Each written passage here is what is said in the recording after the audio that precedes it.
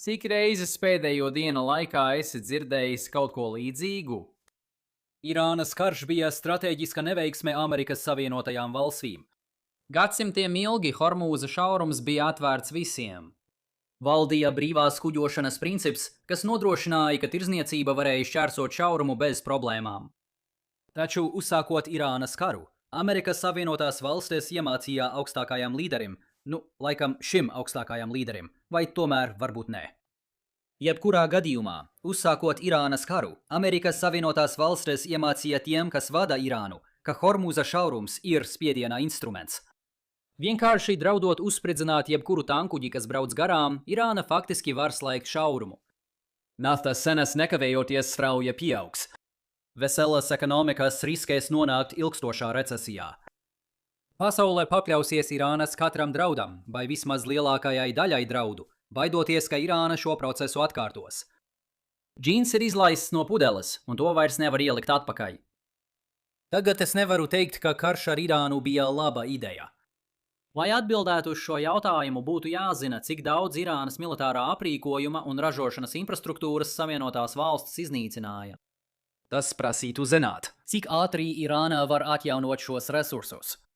Tas prasītu zināt, vai jaunā līdera, lai arī kurš tas būtu, apņēmības palielināšanās tiek vairāk nekā kompensēta ar šo iznīcināšanu. Tas prasītu zināt, kāds procents no ASV krājumiem tika iztērēts kara laikā. Tas prasītu zināt, cik ātri Amerikas Savienotās valstis var tos atjaunot. Tas prasītu zināt Pekinas iebrukuma Taivānā grafiku.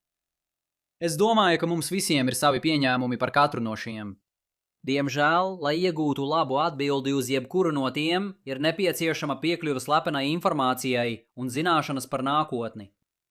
Pat lai tikai sāktu tikt skaidrībā ar jebkuru no tiem, būtu vajadzīgas 15 minūtes. Tāpēc šodien mēs apiesim šos jautājumus un pievērsīsimies daudz vienkāršākam.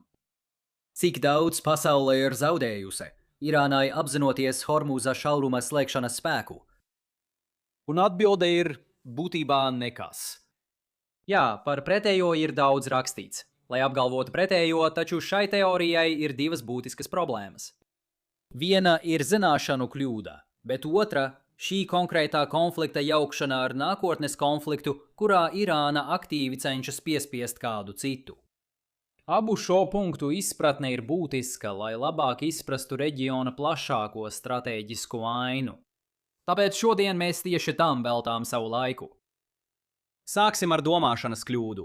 Un šķiet, ka mēs arvien no jauna sastopamies ar šo problēmu dažādos interesantos veidos, tāpēc mums vajag tai nosaukumu. Nosauksim to par amatiera kļūdu. Amatiera kļūda rodas tad, kad kāds uzzina kādu faktu, bieži vien novērojot, un pieņem, ka eksperti par to iepriekš neko nezināja, lai gan patiesībā eksperti to labi apzinājās, pat ja nekad iepriekš to praksē nebija novērojuši. Šīs kļūdas versiju, ar kuru mēs nesenāk esam saskārušies, varam novērot kodoljomā. Atcerieties ideju, ka pēdējo pāris gadu karš ir pierādījis, ka kodolieroči ir vienīgais veids, kā garantēt savas valsts izdzīvošanu. Un tādējādi vairāk valstu steigsies izgatavot kodolieroci. Neviens vairs nepieļaus Ukrainas vai Irānas kļūdu. Patiesībā cilvēki, kas strādā nacionālās drošības jomā, īpaši tie, kas pieņem lēmumus par kodolieroču izstrādi, jau sen zināja, ka tas darbojas tieši šādi, tāpēc nesenie notikumi maz ietekmē viņu lēmumus. To, ko amatieri tikko atklāja, jau sen bija ņemts vērā ekspertu lēmumos. Valstis, kas pašlaik nebūvē kodolieročus, izvēlējās šo ceļu, jo ieguvumi neatsvēra izmaksas. Viņi var regulāri pārreikināt ieguvumus, bet viņu formula šogad pēkšņi nemainīsies, lai tajā parādītos kolonna par to, kā kodolieroči labi attur no vadības likvidēšanas triecieniem. Tā kolonna vienmēr tur bija. Ir pārsteidzoši, ko vēl eksperti zina, pat nesot tieši novērojuši kaut ko. Varbūt kā vienkāršāku piemēru. Mums nav jāredz, kā kāds atver savu spiediena tērpu, atrodoties kosmosa pastaigā Mēness tumšajā pusē, lai zinātu, ka tā būtu slikta ideja. Mums nav jāredz, kā Taivāna iznīcina visas savas pusvadītāju rūpnīcas, lai zinātu, ka tas izraisītu globālu ekonomisko sabrukumu. Mums nav jānosūta kāds, kurš ceļo ar aptuveni 92% gaismas ātrumu uz zvaigzni Tau Ce, lai zinātu, ka astronauts tur nonāktu aptuveni 4 gadu laikā pēc viņa skatījuma, bet mums, kas paliekam uz Zemes, tas aizņemtu 13 gadus. Un mums nav jāredz, kā tiek slēgta Hormuza šaurums, lai zinātu, ka tas izraisītu visdažādākos satricinājumus pasaulē. Patiesībā sabiedrībā izplatītajos stāstījumos par karu ir interesanta pretruna. Jūs izlasīsiet rindkopu par to, ka ik viens, kam ir puls, zināja, ka Hormuza šauruma slēgšana būtu murgaina situācija, bieži ar piebildi, ka vienīgais izņēmums bija Baltais nams. Tad, vienu rindkopu vēlāk, tēma būs par to, ka Irāna ir iemācījusies, ka šauruma slēgšana ir vērtīgs instruments, un tagad mēs esam iestrēguši savā brīnišķīgajā jaunajā pasaulē. Nu tā nevar būt abejādi. Vai nu tas ir acīm redzams visiem, to starp un īpaši Irānai, vai arī mēs visi esam vienkārši muļķi, kas neko nenojauš? Es zinu, ka šeit sludinu jau pārliecinātajiem, iesaistoties parasociālās attiecībās ar cilvēkiem, kuriem patīk uzzināt, cik ļoti mēs kā suga esam nonākuši nepatikšanās. Bet tas patiešām bija acīm redzams visiem. Un pie tiem visiem piedar arī cilvēkus, kuri rausta striķus Teherānā. Un pat tiem politikas veidotājiem, kuri pilnībā atsakās izmantot teoriju, lai prognozētu, cik efektīva būs piespiešanas stratēģija, atliek tikai paskatīties uz otru Arābijas pussalas pusi, lai redzētu problēmu darbībā. Aptuveni pirms 2,5 gadiem hutieši, kurus varētu dāsni raksturot kā valstī līdzīgu dalībnieku, apturēja kuģošana caur Babelmandabas šaurumu, sagrābjot kuģi un piedraudot darīt vēl vairāk. Nav nepieciešama vesela telpa ar Pentagonā ekspertiem ar doktora grādu, lai saprastu, ka ja vienkārši kaujinieku grupa, kas ir atkarīga no Irānas ieročiem, spēja apturēt kuģošanu, tad Irāna to varētu izdarīt vēl vieglāk. Ir iemesls, kāpēc mēs kolektīvi Hormuza šauruma slēgšanu dēvējam par galējo variantu. Nevienam no mums nevajadzētu būt pārsteigtam, ka šauruma slēgšana radītu būtiskas sekas visai pasaulei. Kopš sāvelkumā Irāna vienmēr bija spējīga slēgt Hormuza šaurumu. Neviens Teherānā pēkšņi neiedomājās šo ģeniālo ideju 28. februārī, un kopš tā laika nav mēģinājis saprast, kā to pielietot dažādos jaunajos apstākļos. Drīzāk Irānas militārie plānotāji vienkārši nopūta putekļus no šīs stratēģijas, un tā atkal nonāks plauktā pēc šī kara beigām. Tā ir stratēģija, kuru Irāna iespējams kādreiz atkal paņems no plaukta, taču tā būs noderīga tikai ierobežotos apstākļos.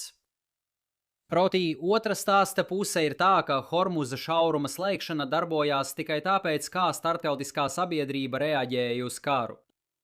Ja jūs pateiktu pasaules patērētājiem, ka rīt degvielas cenas pieaugs par 25%, es darētu, ka viņi sadusmotos uz vainīgo. Turklāt viņi, ļoti iespējams, atbalstītu piespiedu pasākumu ieviešanu, lai mēģinātu panākt, ka vainīgais atkāpjas. Nu pašlaik pasaulē uzskata Amerikas Savienotās valstis par vainīgo. Un Amerikas Savienotajās valstīs lielākā daļa vēlētāju uzskata Trumpa administrāciju par vainīgo. Jā, acīm redzot, Irāna ir tā, kas kavē tankuģu pārvietošanos caur šaurumu. Arī Irāna ir tā, kas vēršas pret naftas infrastruktūru kaimiņu Arābu valstīs. Bet šie cilvēki skaidri nošķir Amerikas Savienoto valstu uzsāktos aviācijas triecienus un turpmākos pretpasākumus. Nevienam no viņiem var arī nepatikt Irāna. Nevienam no viņiem var arī negribēt, lai augstākais līderis turpina valdīt pār Irānu. Bet viņi to uzskata par tiešu ASV rīcības sekām, un tāpēc politiskā vaina ir vērsta pret Baltonamu. Tātad iedomāsimies, ka viss atgriežas normālā stāvoklī un tankuģi atkal bez problēmām šķērso šaurumu. Bet tad cita valsts izdara kaut ko tādu, kas Irānai nepatīk. Varbūt tā ir Izraela, kas spēr kādu soli Libānā. Varbūt tā ir Saūda-Arābija, kas vēršas pret hutiešiem. Saskaņā ar šo argumentu Irāna ir iemācījusies, ka tā var slēgt šaurumu, lai panāktu savu, un tāpēc Irāna slēg šaurumu, lai panāktu savu. Ja Irānas karš nekad nebūtu noticis, Teherāna nebūtu atklājusi šo iespēju, un tāpēc tas netiktu ņemts vērā šajā hipotētiskajā scenārijā. Labi, atbildot uz to, es uzdevu šādu jautājumu. Kā pasaule reaģētu uz šādu rīcību no Irānas puses? Irāna nebija iesaistīta sākotnējā rīcībā, bet augstākais līderis pats iesaistījās situācijā. Šeit atšķirība ir kā diena pret naktī, salīdzinot ar pašreizējo situāciju. Starptautiskā sabiedrība neuzskatītu Irānu par mērķi, bet gan par provokātoru. Attiecīgi, starptautiskā pacietība pret Irānu būtu aptuveni 0. Mēs jau esam redzējuši šo principu praksē. Irānas un Irākas kara laikā abas puses jautri uzbruka tankkuģiem Persijas līcī. Taču viena lieta, ko Irāna nemēģināja darīt, bija šauruma slēgšana. Lai gan Irākā sāka karu iebrukot Irānā, Irānas valdība zināja, ka pārējā pasaule uzskatīs, ka Irāna ir izraisījusi šo rīcību, un tāpēc sākotu iejaukšanās pret Irānu. Patiesībā Irāka izmisīgi centās izprovocēt Irānu slēgt šo šaurumu, tieši tāpēc tas viņiem pašiem nāktu par sliktu. Atgriežoties pie tagadnes, padomājiet, kas notiktu, ja kāda rietumiem tuvu valsts sāktu spridzināt citas valsts naftas pārstrādes rūpnīcas. Jūs varētu sagaidīt, kā reakcijā būtu sašutums un spiediens, lai piespiestu šo valsti apstāties. Bet, ja tā valsts ir Ukraina, un Ukraina to dara reaģējot uz Krievijas iebrukumu, tad Ukrainai to piedod. Melns, dažas valstis pat varētu palīdzēt Ukrainai veikt šos triecienus. Līdzīga parādība notiktu arī ASV iekšējā līmenī. Pašreizējais karš ir nepieredzēti nepopulārs, jo tas rada finansiālu slogu, un lielākā daļa vēlētāju nesaskata skaidru ieguvumu. Tas ir vēl viens veids, kā atkārtot domu, ka viņiem nepatīk augstākas degvielas cenas un ka viņi vaino prezidentu. Tātad pārcelsimies gadu vai 2 uz priekšu un iedomāsimies, ka pasaulē notiek kas tāds, kas sanikno augstāko līderi. Viņš slēdz šaurumu. Kas notiek tālāk? Tā pati sabiedrības sašutuma reakcija, ko mēs esam redzējuši attiecībā uz Amerikas Savienotajām valstīm, tagad tiek vērsta pret Irānu. Velns tas visticamāk būs vēl dziļāks, ņemot vērā daudz ilgāku naidīgumu pret Irānas Islāma Republiku. Ierobežojumi zūda.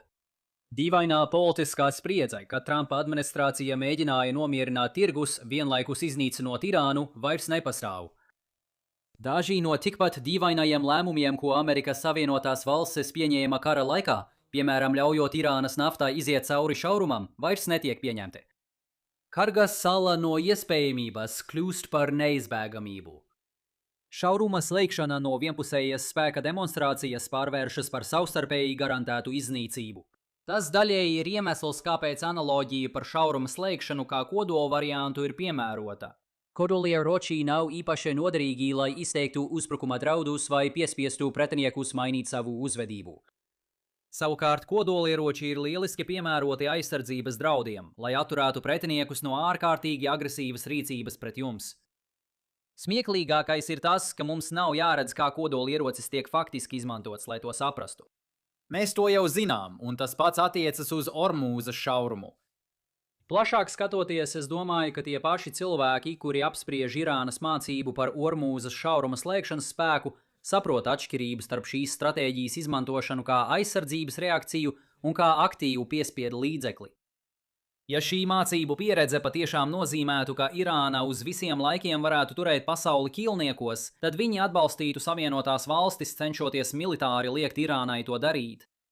Iemesls, kāpēc viņi to nedara, ir tāds, ka Baltais nams radīja šo krīzi un pastāv zināmas cerības, ka tā izzudīs, tiklīdz Savienotās valstis atkāpsies. Tagad, kāpēc viņi turpina apspriest, ka Irāna ir apguvusi šo varu, man ir neliela socioloģiska mīkla.